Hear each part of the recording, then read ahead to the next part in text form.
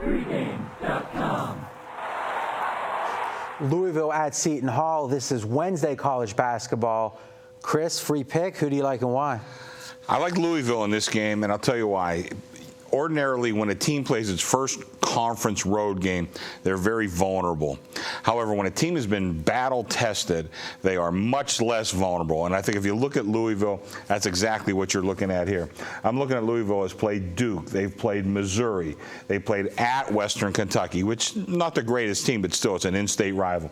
They played at Memphis, Rick Pitino's, or Calipari's former team, but, associations with Pitino.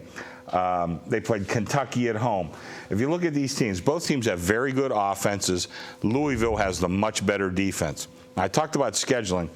While Louisville was playing teams like Duke, Missouri, Memphis, Seton Hall was playing Stony Brook, Long Island, Longwood, North Carolina A&T.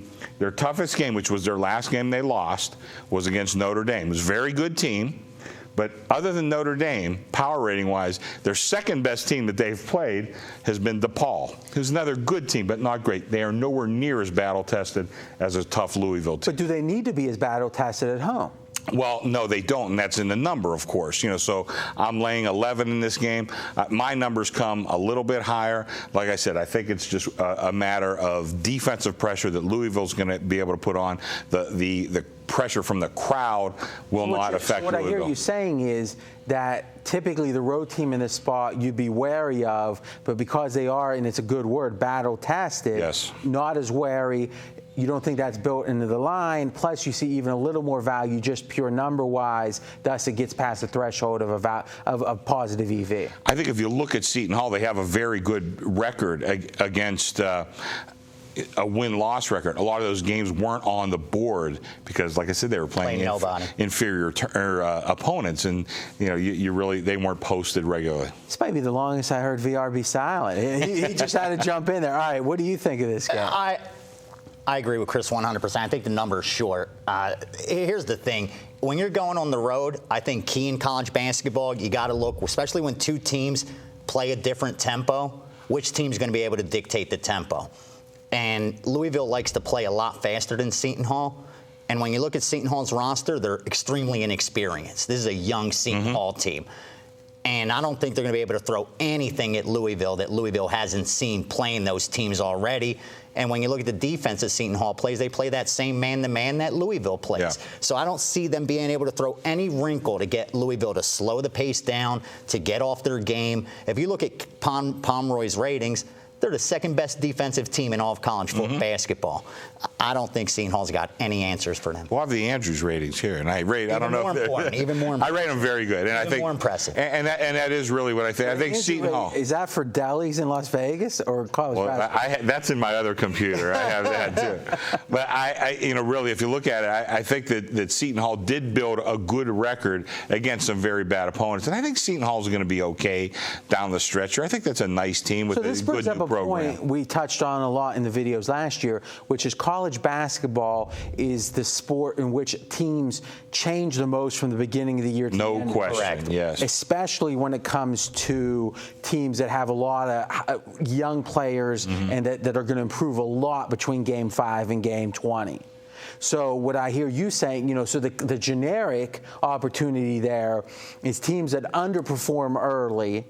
As you feel them start to surge, the line probably hasn't caught up. Well, I think Seton Hall will be a very good team come towards the end of this season. Their coach, I think this is his second year there. He came from Duquesne. He's a good young coach, very fiery guy. I think his name's Rice, but I'm not positive. But he's bringing in a lot of his own players. So, yes, they have a lot of young kids. It's kind of a tough place to go play. Not yet, though. Not yet. See me in a month. It'll be a much different story. But right now, this game being played tomorrow, Louisville's on their game, and Seton Hall, they're about a month away from. Well, we think they'll improve. We'll see what happens because teams get better or they get worse. I think Seton Hall will get better, but they're not there yet. I agree. We've talked it through. Let's make it official. I'm going with Louisville minus 11 over Seton Hall. I think if you look a little closer, Louisville has played a very tough schedule against some of the top teams in the country. They only have one loss. They lost to Duke, the #1 team in the country. Other than that, they've been terrific.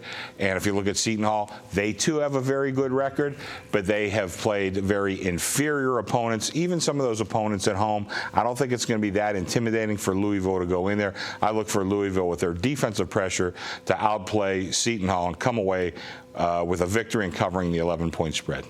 You know, a lot of times when I start to really grill on a concept, I see fear in people's eyes.